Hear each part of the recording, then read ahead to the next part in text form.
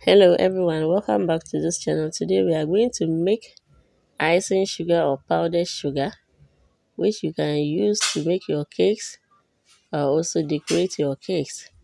So I have my sugar and I also have cornstarch, and I have this grinder here which I'm going to use to mill it to a very smooth form.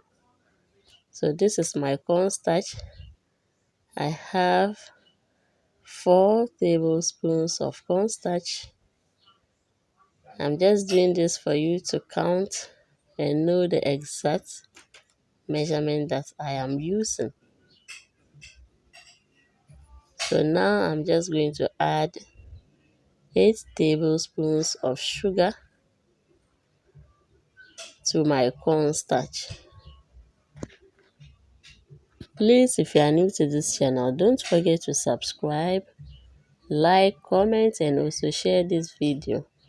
I'll be glad to know where you are watching this channel from by leaving your comments in the comment section so that I can thank you.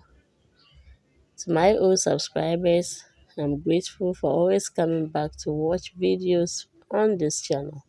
So now I'm just stirring the two together, and then after stirring, I'll just fix it and it will melt completely for me.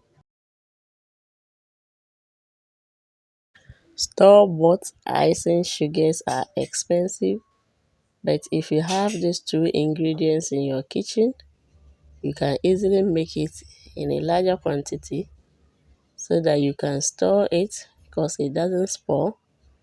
Anytime you want to use it for your cakes, pastries, or to make your fondant, you can use it.